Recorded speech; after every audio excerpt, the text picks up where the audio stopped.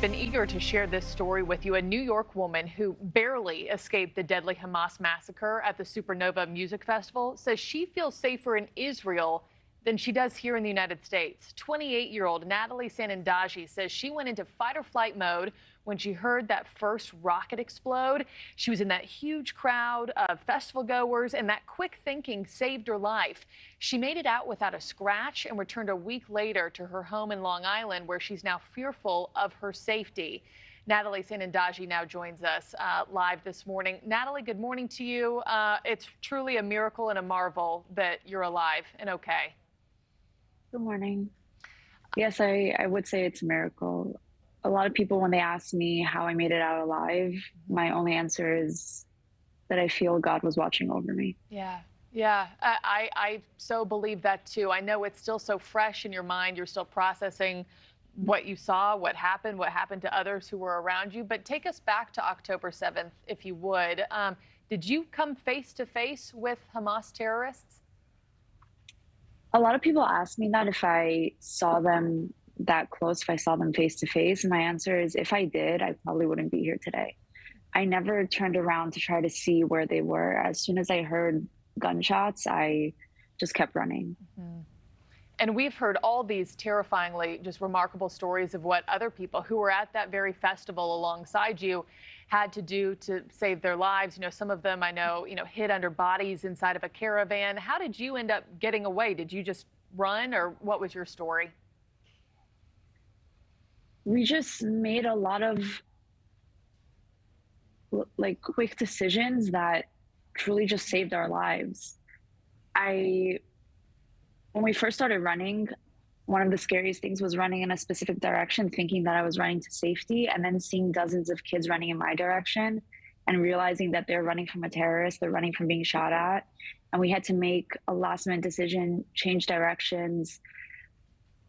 We passed by a ditch full of kids hiding from the terrorists who told us to hide with them. We ended up deciding to keep running instead of hiding in the ditch, and those kids ended up getting shot and killed. Every decision we made ended up saving our lives, but the fact of the matter was we never knew which decision was the right decision. Yeah. And you didn't know where the evil was coming from, what direction was the right direction. They were coming from the sky too, I know, in those makeshift hang gliders as well. But despite all that, this is what I wanted to get to. Despite all you've seen, all you've been through, you say you feel safer in Israel than here back home in the States. How is that possible? Explain that to us. Because I know in Israel, they're taking the threat seriously. Obviously, in Israel, they had a serious attack on their land, and the army is taking it very seriously. The government is taking it very seriously. And I worry that here in the States, with all the protests going on, with all the people coming out and calling for the genocide of the Jews, they're not taking that seriously enough. And now we're just starting to see lone wolf attacks. And I fear that it's going to get worse. For example, in certain places in Europe, they've put in laws that anyone who's threatening the lives of Jews, who's coming out and protesting and calling for their genocide, it's considered a criminal offense and they will go to jail for it. I think maybe that's something we need to instill here.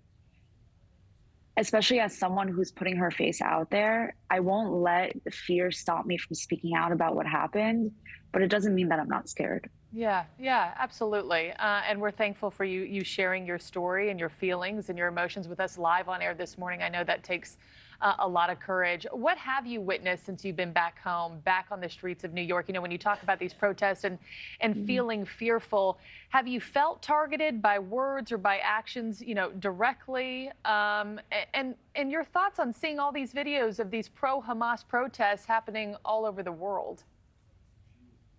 Well, I wouldn't say I've been targeted out on the streets, but one day one of my friends said that he was reading the comments on some of my interviews, and I never thought to read the comments. And then after he said that, I decided to go look at some of them. And all I'm going to say is I will not be looking at the comments anymore. Yeah.